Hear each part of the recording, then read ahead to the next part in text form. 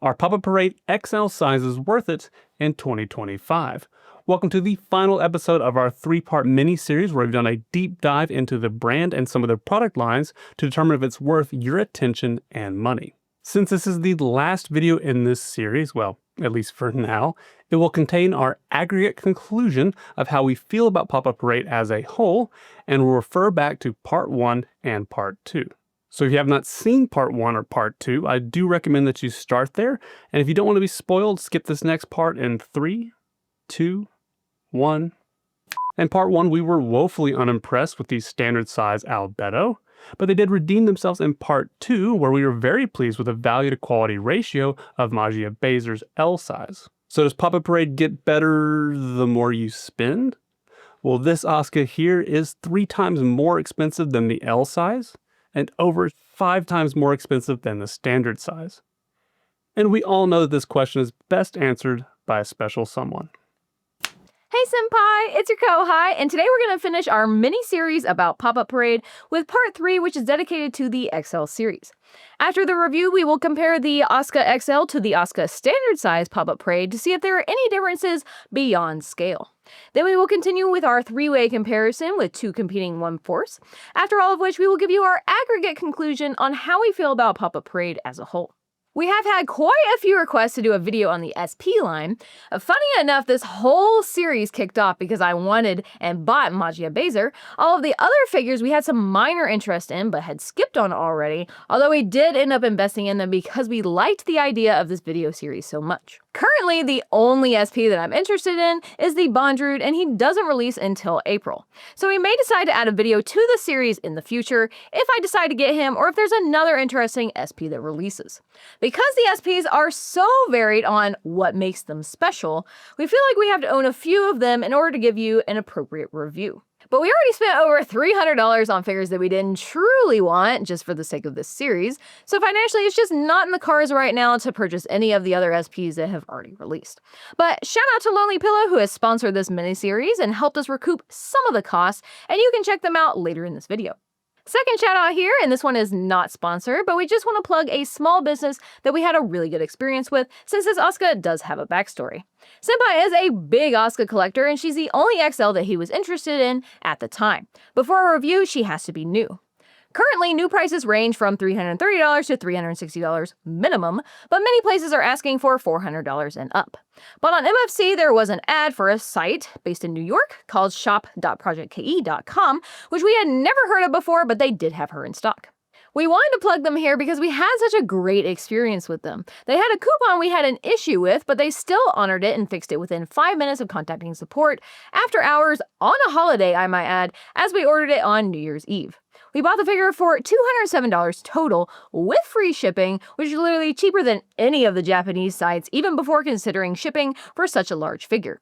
Even ordering on a holiday, she was at our door in less than 2 weeks, and we're not sure if this is common or not, but they even added Ichiban Kuji prices as a free gift. All in all, a great first experience. If you're based in the US and looking to order some figures, definitely check them out. When comparing to sites like AmiAmi, make sure you take into account shipping first to see what deal you're truly getting. So thanks again, shop.projectke.com. We hope this plug gives you some future business, and we will continue to monitor your website for figures that we're interested in. With that, let's talk about the Pop-Up Parade XLs. The first one to release this time was not a Miku, and there's actually not a Miku at all. It was Lucy from Fairy Tail, and she released in November of 2022. This could potentially be a dying series, as there's only 10 figures total, and according to MFC, Good Smile did not release any new XLs at the last Winterfest, plus the release timeline is a little strange. In the first 3 months, they released Lucy, Eren, Erza, and Natsu. Then we have a year jump to January 2024, and in the first 2 months, they released Asuka, Rei, and Diane. They had originally intended to release the 2 Gurren Lagans in February, along with Diane, but these actually got delayed until June of 2024. Now we have the last figure to release 11 months later, which is the Dungeon Meshi in May of 2025. So in the grouping of the year 2025, we only have 1 figure, whereas in the past, they typically have a grouping of 4 or 5 figures every year. So this is definitely much more inconsistent than the standard and L sizes, both of which currently have pre-orders and prototypes in the works. Potentially something to note, the latest 3 figures to be released, which are the Gurren Lagans and the Dungeon Meshi, are not your standard human figure, and they're more niche. These are 2 characters I don't necessarily see another company taking up the mantle for, and it will be interesting to see if this series becomes dedicated to the more niche characters, which is one of the pros about the Pop-Up Parade brand. Something unique to the XLs is that the first 6 figures that release also had a matching standard size Pop-Up Parade. Diane and Gurren Lagann did not have a matching standard size pup, but they were meant to be displayed with a different standard size character. The Dungeon Meshi does not have a standard size Pop-Up Parade that is meant to be displayed with, but they did show her with a Nindroid and a Figma. These are not under the Pop-Up Parade brand, but they are under the parent brand Good Smile. So it's interesting to see that the design language is changing, and in general, over the past year, it does seem like the intent for this brand is moving in a different direction. Speaking of changing, the prices are also changing. The first batch of figures released at 25,000 yen, and the second batch, the Asuka and Rei, released at 27,000 yen. The Diane jumps to 29,000 yen, and the arguably more complicated Gurren Lagans are up to 35,000 yen. Now, the Dungeon Meshi is tipping the scale at 39,800 yen. As for height, the target is 40 centimeters, which is achieved in some manner. Eren is smaller at 34 centimeters, but he is kneeling, and would presumably be taller than 40 centimeters if he was standing. The Dungeon Meshi achieves this only in width instead of height. Before getting into the review, here's a content warning. To talk about this figure appropriately, particularly in the artistry section, we are going to have to show you some screenshots from the scene this figure is from in Evangelion 3.0 plus 1.0, Thrice Upon a Time. To us, even though this is a really important scene, we don't think that seeing the screenshots is going to spoil you any more than seeing this figure already has. And in the whole 2.5-hour movie, the scene this is from lasts exactly 38 seconds, and you only see this plug suit for 25 of those seconds. So if you haven't seen the movie but know anything about Evangelion, you know there's no chance in hell that you could even guess the context of what the scene actually means. So this is your last spoiler, but not spoiler warning. With that, let's get to the review. Today we're going to take a look at the Asuka Langley Pop-Up Parade XL. She's a non-scale with an MSRP of 27,000 yen. From the standard size to the L size, we did see a cleaner product overall, but we also saw a distinct lack of shading. So it will be interesting to see if they took advantage of the size of the XL series to add more details, or if she's just scaled up. Reminder, after this review, we will compare her to her standard size Pop-Up Parade, but for now, let's take a look at the box. Here we have the exact same box as the L series. There is no open window, and so you cannot see inside. Each character does have their own color scheme, hers being red, black, and light gray. Not really sure where they got the light gray from, maybe from the circular vent-looking things on her plug suit. On the front of the box, we have a large prototype photo of her with the Pop-Up Parade logo. On the side of the box, we have the same prototype photo with her color scheme. On the back, we have some more prototype photos from different angles. And on this side, we have the same prototype photo again, but with the XL. Here's the first layer of inner packaging.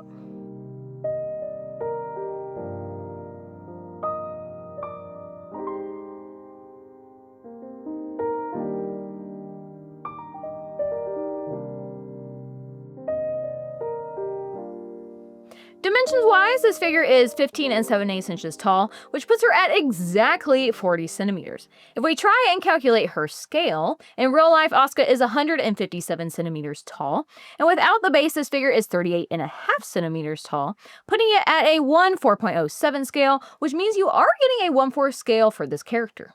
Initial impressions, this figure is awful. I didn't think we would get any worse than Freeing, but this is definitely the worst 1/4 scale figure we own, and the worst hair sculpt we reviewed on this channel. Has pretty much every flaw you could think of, from part lines to flashing, paint drips, pieces added back in, and gaps. While the paint on the plug suit is passable, there are still many part lines.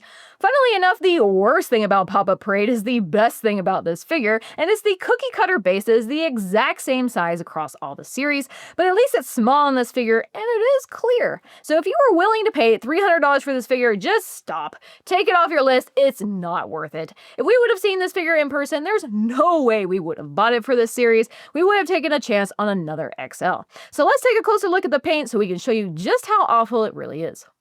Starting with the hair is so bad that we can't really tell if the cause is the paint or modeling, so I'll go ahead and talk about both.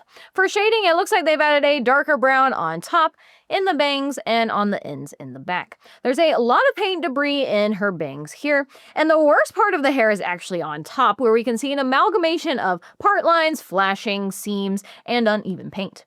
Moving on to the right side of her hair, it's also particularly bad with the part lines and flashing. We can also see where there are quite a few pieces of hair added back in, and it just seems like they could have been part of some of these larger pieces. These inconsistencies and part lines consist throughout the entirety of the hair sculpt, and we even have some paint runs towards the end of the hair. So with this combination of paint and modeling, it's definitely the worst hair sculpt that we reviewed on this channel. For the face, it's about as generic as you can get with just some eye decals and a line for her mouth. She has no blush, but in the scene she is giving us a deadpan look, but we'll talk about those issues in Artistry. For the Plugsuit, the paint is passable with only a few minor finish blemishes.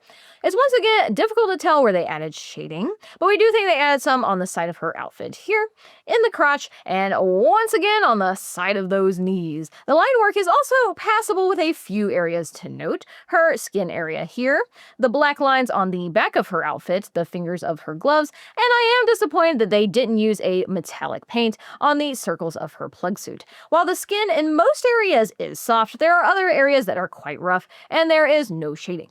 For some of the other details, they did a good job of outlining this green piece here with the black. The orange of her breast cups is clean. They do have a 02 decal, and the shoes are clean, but that's because the pieces are added back in. For modeling, we already talked about all of the issues in the hair. Moving on to the face, there is a line that looks to be underneath the paint. Not really sure what it is, but it is noticeable from certain angles, and it's very annoying. And moving down, we're greeted with a very large gap at the blue collar here, and we can see lots of part lines and gaps throughout her plugsuit. But the most noticeable one is on her hip that goes down her leg. If we start to take a closer look, we can see some of the skin pieces are painted where others are added back in. The ones that are added are here, here, and here, and we can see the gaps. This one is particularly rough because I feel like I can get my fingernail up underneath it. The front part of her leg was also added back in. It is rough right here, and then it wraps all the way around to the back, which is also rough, as replicated on the other side. From the front, there is a large seam on her hip, and I did say earlier that the shoes were added back in, and we can see a gap here. While the modeling quality is extremely poor, I do think that the sculpt is perfectly adequate for a 1/4 scale. We have enough detailing in the hair. The plugsuit is very tight, but they did add adequate wrinkles. The damage of the plugsuit does look good. So while there are a few issues about artistry, which we'll talk about in a moment, I do think that the 3D design was on track. This base should look very familiar by now because it's the third time we've seen it. It may not look like it on camera, but these are the exact same dimensions, just in a clear color, which I do prefer.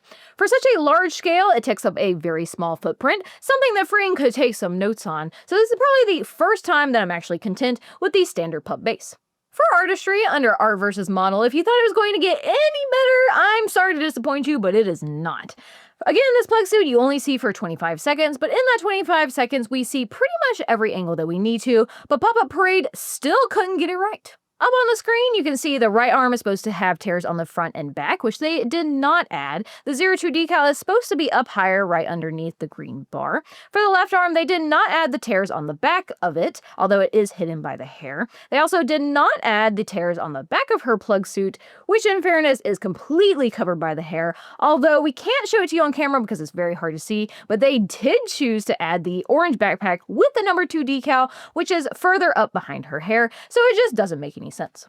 It's frustrating because out of all the plug suits in the movie, they chose the one that you only see for 25 seconds, and it's very obvious to me why they chose this plug suit, and it's because you can see her boobies and skin, so they picked the most sexualized plug suit but couldn't match the sexualization in the movie, so if you're gonna do it, at least do it right. So it really just feels like a slap in the face. If you thought we were upset about the plug suit, we're even more upset about the face because it doesn't even look like Asuka. It's just your generic blue-eyed character. It might as well be your basic blue-eyed ninjroid.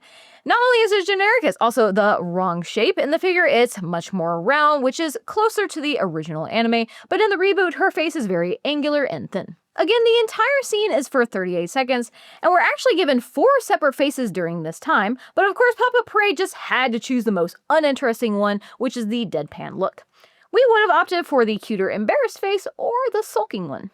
Taking a look at the shocked face, we can see that they typically give Asuka's irises more detail, highlights, and given her gloss on her lips. This is not recreated in the figure, and her eyes are very lifeless. Even though this is a screenshot of the shocked face, so her irises are smaller, the irises in the figure are way too large, giving her a childlike appearance which just doesn't fit the scene. For the pose, this is just an interpretation, as in the scene she's lying down, and they've chosen to just give her a very generic fashion pose, but they missed a big opportunity here. What they should have done is given her the embarrassed look and just wrapped her right arm around her body more towards the front, making her look more vulnerable and shy, and this would have been a much more engaging figure to look at and more accurate to the context of the scene. Instead, we're given this deadpan Asuka, which you could argue is playing into her depressed side, but to me it's just very belittling to the depth of her character and the antithesis to who she is in the movie. As such, I don't find this figure cute at all or interesting to look at.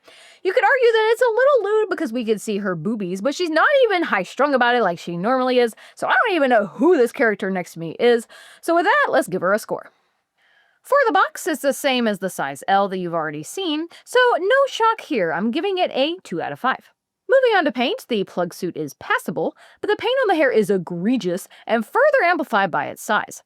We rarely see paint runs on figures, and this has them, so I honestly think it's on par with the standard size Albedo, so I'm going to give it a 5 out of 15.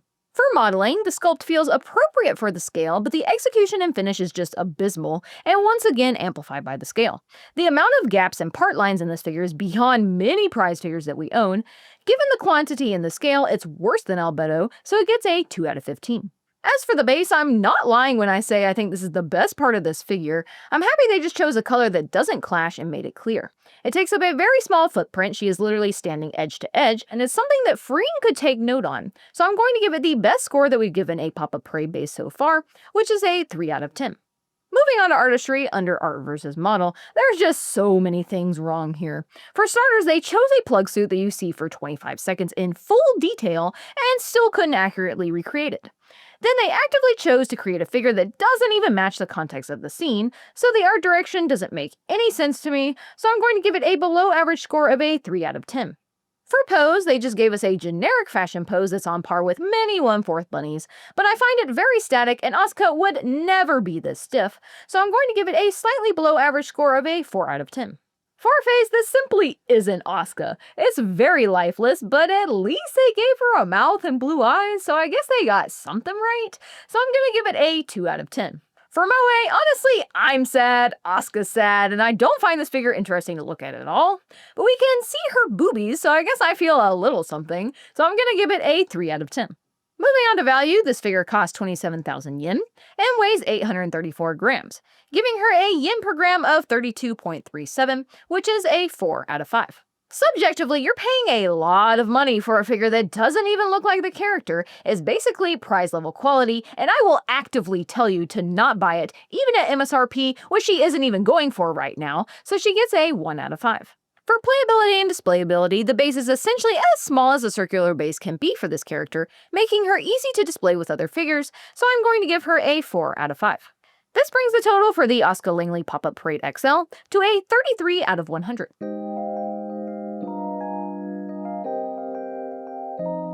This puts the Pop-Up Parade XL Asuka into last place, making it the worst figure we've ever reviewed on this channel, and honestly the most disappointing.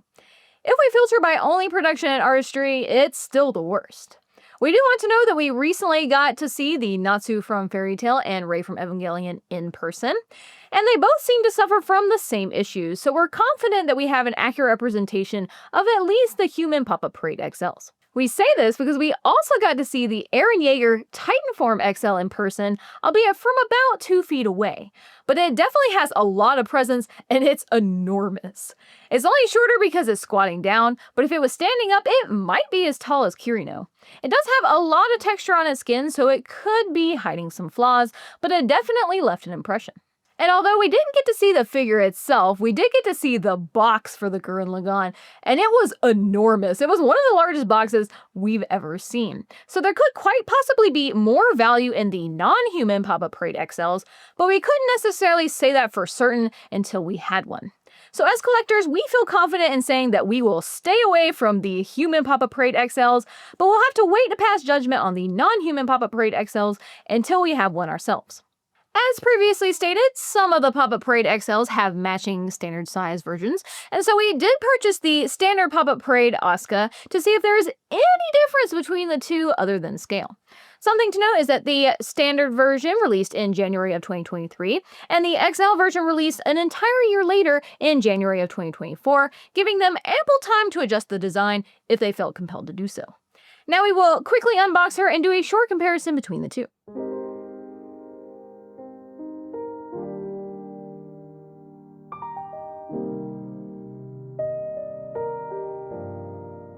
Initial impressions, I didn't think it could get any worse, but it did. They're almost identical, but there are a few differences. They're both bad, but I forgot how horrible the standard size pop-up parades, and this one is reminding me in all of the worst ways. So let's take a closer look at the few differences there are. Starting with the hair, this is the only area on the figure that looks slightly better than the XL, and that's because we don't have all of the molding seams in the back of the hair like we do on the XL.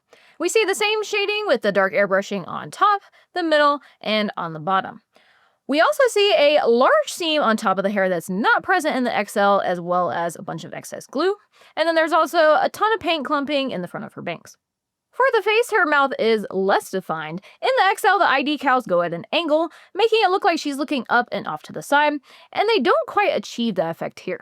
The eyes are also more lifeless because they don't have the white highlights in the corner of her eyes. The face shape is also not symmetrical and much more weighted to the left side.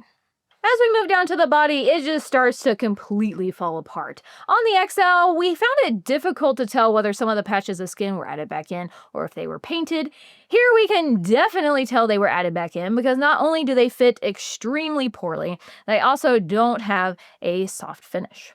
All of the line work is just as messy as the XL, but even messier as we get to the shoes, because in the XL, the shoes were two separate pieces that fit together poorly, but now here we have line work issues, and so personally, I feel like it looks worse. Another thing that they're missing is the 02 on her breast and the black line above the green. The only thing that is better is that we don't have a noticeable gap on the blue neckline like we did in the XL. Taking a look at the base of the standard size, you'll notice this is old enough to have the hexagonal base. It's very large, takes up a lot of space, and it's still just as ugly because it's white. They could have used a translucent orange, which would have matched, but they didn't, so I guess this is a win for the XL only because it takes up a much smaller footprint. So all in all, they're both bad, and honestly, I wish they would have just scrapped the two and given us a Pop-Up Parade L, because at least the finish quality would have been better. Keeping the spirit of our other Pop-Up Parade videos, we will once again do a three-way comparison between similar offerings. Bear Panda once again makes his debut with Yuna, and then we also have Nakiri Erina that's manufactured by Free. We've actually already done a comparison with Erina before, but she is supposed to re-release this month for 27,000 yen, which is the exact same price as Asuka. We also often compare 1/4 scales to freeing quality, and so it's just a bonus that she's in a similar time frame as well as the same price bracket as Asuka. So now we'll take a quick look at each and then compare them in several different categories. We will start by taking a look at Yuna, who is an original character manufactured by Bear Panda. She's a 1/4 scale with an MSRP of 9,900 yen, and she released in November of 2024. If you'd like to learn a little bit more about her, you can check out the AFA that we already did, but for now we're going to go through some quick highlights. Typically we start with the hair, but this time I'm going to start with the dojin so we can see more of her face. For the paint, we have both a UV printing on the front and the back. On the front, the print is of the Dojin art book of Yuna, and then on the back, we have a printing of the artist Bia cosplaying as Yuna. Because of this UV print, it's actually made a texture on the material. We also have this overspray on the side of the pages, which doesn't seem intentional, and then they've modeled the book to be bowing out, giving it some more dimension. Moving on to the hair, they did add shading with pink bands on the front of her bangs here, and these sections of her ponytail. Modeling-wise, the finish is nice, there's no paint clumps, and they did add an adequate amount of detail to the strands in her hair. The hair is composed of multiple different sections, such as this one here. For the face for paint, the decals do look good, and she has a nice amount of blush, but the mouth is only slightly painted with a light pink. Modeling-wise, I do think she's one of the only figures that looks good with the Follow Me eyes, and her mouth is only slightly modeled. It could have a lot more detail. Then, if you're looking at her from the back, you can see that there is a gap between the faceplate and her neck. For the bunny ears, they do have a nice gloss finish, but ours does have a QC issue, which is basically caused by there being a bunch of super glue, and then they left a big old thumbprint, which is very unfortunate to see. They did add some wrinkles here in the ears, but due to fitment issues and it being very hard to get her ears in, there are gaps here. Moving on to one of her more unique areas, she does have a decal for a butterfly tattoo, and it does look good. For her skin, there's no shading, but she does have a nice soft matte finish. Her fingernails are painted with a glossy paint. For the finish on her bunny suit, it's a very nice gloss finish with no scratching or dull areas, unlike in the Bear Panda Konata. And she does have metal clasps and a zipper, and they're painted with a metallic silver paint, and the lines are clean. For her shirt, we don't see any shading, it's just a white airbrushing.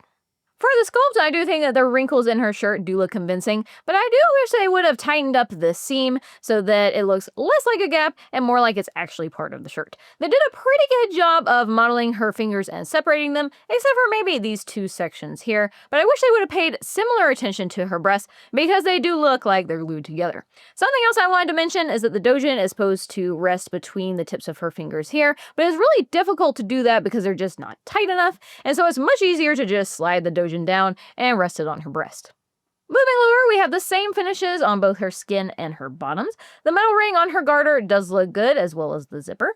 Moving to the back, I do wish they would have used a dark wash on her bunny tail, just so that the details were more defined. Modeling-wise, this is the only area that we see flashing and parting lines from the mold. The sculpt is very generic, but I do appreciate that they added lines in her back and indented her belly button. On the side of her bottoms, we have wrinkles on both sides, and we also have a seam, but this is where you would see the seam on those kind of bottoms in real life anyway. And we also have a little bit of excess material inside of the metal ring here on her garter. Moving on to her boots, just like the rest of her outfit, there's no shading, but they did add wrinkles in the heels and appropriate seams. For the base, we're back to our basic, cheap, ugly plastic base. It's also very large and has no support structure underneath, and I feel like if they would have given us a support structure, it definitely could have been downsized by about 50%, but at least lies flat and is not as wobbly as the Bear Panda Konata, so that's a step in the right direction, and she also has metal pegs. For value, objectively, this figure costs 9,900 yen and weighs 738 grams, giving her a yen per gram of 13.41, which would be a 5 on our scale.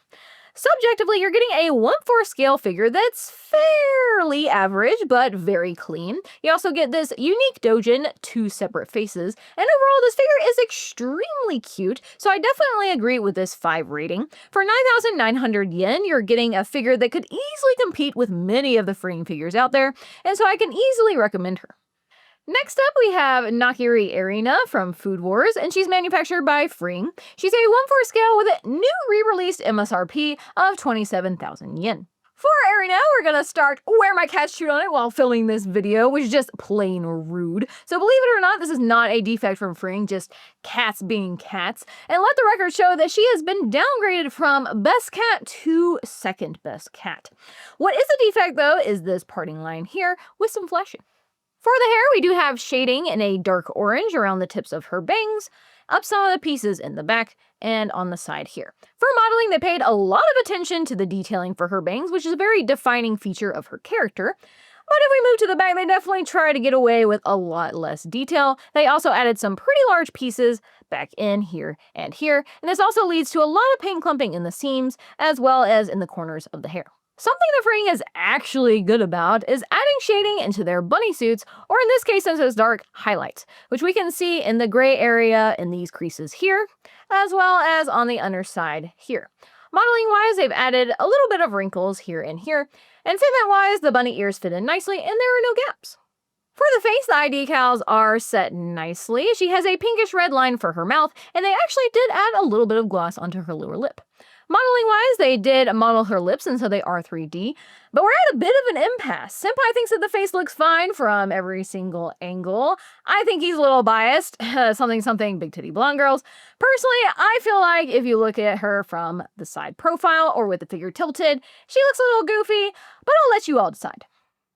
Speaking of big titties, Erina's are more defined than Yuna's up top, but they do start to look more glued together as we move towards the bottom.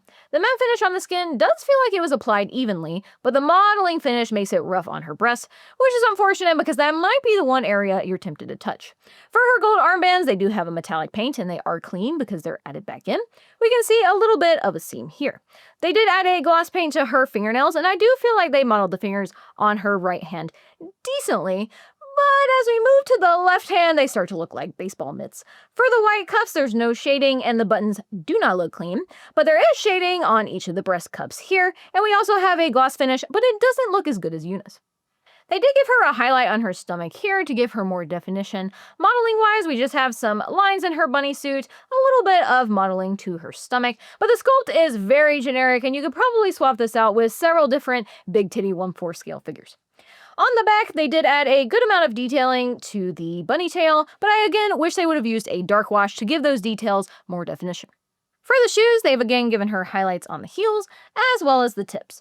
For the base, we again have a cheap, ugly plastic base, but at least it's smaller this time. It also doesn't have a support structure underneath, and it's very thin, so she doesn't sit flat, and she's actually much more wobbly than Yuna is, but she at least has metal pegs. For value, objectively, this figure costs 27,000 yen and weighs 875 grams, giving her a yen per gram of 30.86, which would normally be a 4 on our scale. And objectively, this makes more sense because you're getting more PVC for your money when it comes to 1/4 scale figures. Subjectively, bunnies are very generic, and this is particularly true for this one. Her only defining feature is her head, so if you swapped her head out with almost any big titty 1/4 scale figure, it would still look convincing. Compared to Yuna, she is of a popular Japanese IP, but she's still almost 20,000 yen more expensive, and she has a very generic pose and outfit, and she doesn't have the swappable face. I feel like bunny collectors are more forgiving of this fact, but if you're a traditional scale collector, I do feel like I would have a hard time convincing you of the value of this figure because there are many more unique bunnies out there. So if you're constrained for space, I wouldn't necessarily recommend her unless you just really like Erina, because if you know her character, this does look like she lost a bet and had to step into a bunny suit, and she's very tsundere about it. They did a really good job of capturing her essence, even though she's still very generic. So I feel like if you're a bunny collector, I would give this a 3. If you're a traditional scale collector, maybe a 2. And then if you just really like Erina, then maybe a 4. Now it's time to move on to our 3-way comparison. We've once again chosen 6 categories to rate each figure in, and we will give them a ranking of 1st, 2nd, or 3rd in each category, and the figure with the lowest total score at the end will be the winner. Starting with paint for Asuka, the only shading is in her hair, and it still looks terrible. Her skin doesn't have a nice soft matte finish, and all of the hand-painted lines are very sloppy. For Yuna, she also only has shading in her hair, but at least it's in multiple parts and it does look good. Her decals also look good. We have a nice UV printing. Her skin has a nice soft matte finish. All of the metal details are clean, and she has a really nice gloss finish in her outfit. And lastly, for Erina, she has much more shading in her hair and all of the pieces in her outfit, but her skin is not as smooth as Yuna's, and I don't like the gloss finish in her outfit as much, so I'm going to give Yuna 1st place, Erina 2nd, and Asuka 3rd. For Sculpt, this is where Asuka actually excels. They attempted to put a lot of detailing in her hair. She has many rips in her clothing, she has a very good body sculpt, lots of wrinkles, and details in her accessories. For Yuna, her body sculpt is very average, but they at least have an indentation for her belly button, and her back lines, they did add wrinkles in her clothes, and there is a decent amount of movement in her hair. For Erina, her sculpt is very generic. You could see this on many other 1/4 bunnies. They did add a lot of detailing into the front of her bangs, but she's lacking a lot of detailing in the back, and she does have baseball mitts for hands, so I'm going to give Asuka 1st place, Yuna 2nd, and Erina 3rd. For a finish, this is where Asuka completely falls apart. She has many part lines, seams, paint clumping, flashing, gaps in all of the pieces of her skin and her outfit. For Yuna, her finish is very clean. She has almost no flashing, she has no paint clumps, her skin is very soft, she has a very nice gloss finish on her outfit, and the only large seam that you can see is on her neck, and you can only see it from the back. For Erina, her hair does have seams, which leads to paint clumping. Her skin is a little bit rougher than Yuna's, and the outfit doesn't have as nice of a gloss finish as Yuna's, so I'm going to give Yuna 1st place, Erina 2nd, and Asuka 3rd. For the base, this is something we didn't mention earlier because we're not sure if it's something she's always had or if something that just started happening. But Asuka is very heavy in the back and does want to fall over. But she does have the smallest base of the three and arguably the most tasteful due to the translucent finish. For Yuna, it's big, black, and ugly. It does sit flat, but it just takes up too much space. For Erina, it's also ugly and it is thin so she wobbles, but it takes up a very small footprint, so I would say that I still like it better than Yuna's because I can really appreciate a smaller base, and so I'm going to give Asuka first place, Erina second, and Yuna third. For the face, this is again another place where Asuka also fails because it doesn't even look like her and it's very lifeless. For Yuna, she does have a cute face that matches the doujin artwork, but I do wish they would have made her mouth more detailed. For Erina, the face is definitely the best part about this figure, and they really captured her essence, so I'm going to give Erina first place, Yuna second, and Asuka third. For value, Asuka has a yen per gram of 32, and you're paying 27,000 yen, which is the same price as Erina, but you're getting prize figure quality, so that yen per gram is not going far. For Yuna, she has a yen per gram of 13, making her a tremendous value, and I do feel like I'm getting average bunny quality for a third of the price.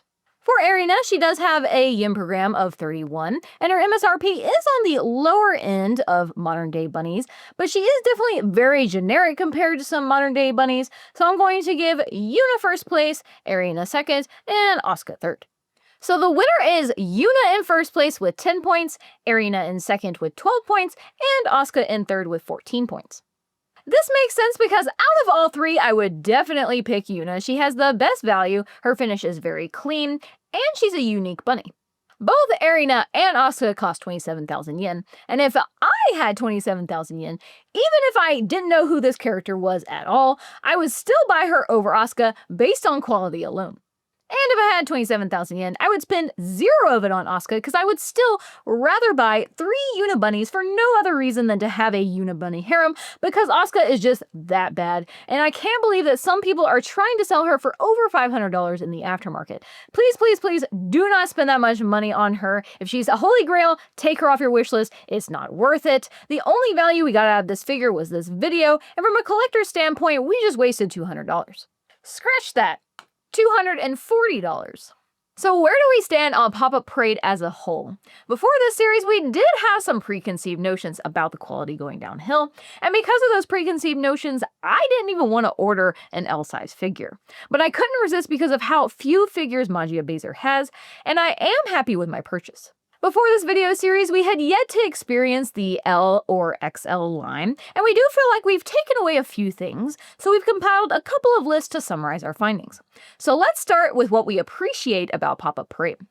The pros we have found are they do niche series, they're easy for beginners to collect due to the diversity of characters under a common brand, they have a quick production time, making them one of the first to put out characters from new series, they have a wide variety of offerings, regular, L, XL, SP, and BQ, and they are also easy to display together.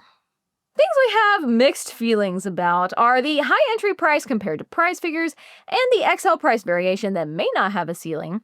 The SP line is very confusing. They vary in size and price, so why not make an LSP and RSP line for clarity? They also have very little justification as to what makes something a special feature. And even though they're compatible with light kits, they don't actually include them.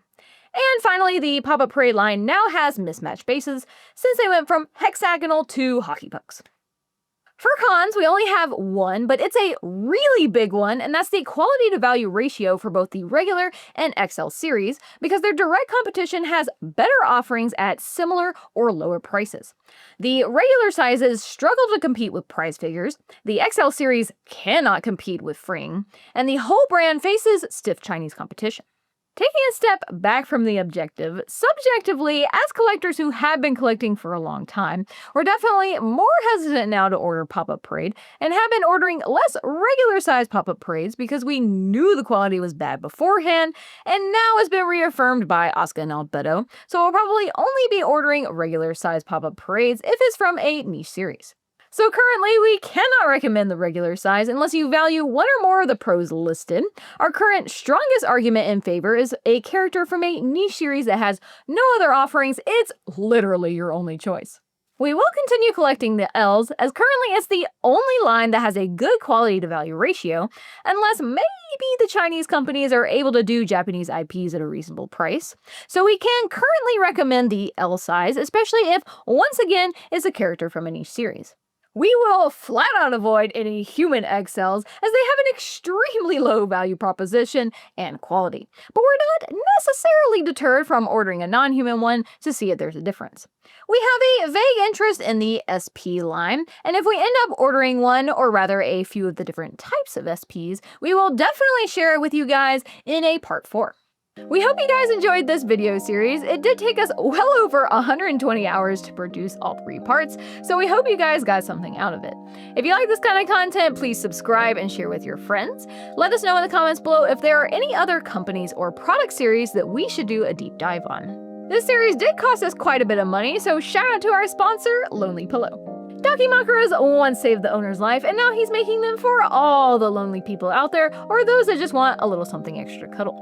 Lonely Pillow is an honest and transparent company and does support both traditional and AI artists, but has them clearly separated into 2 separate categories on their website, so you know who you're supporting.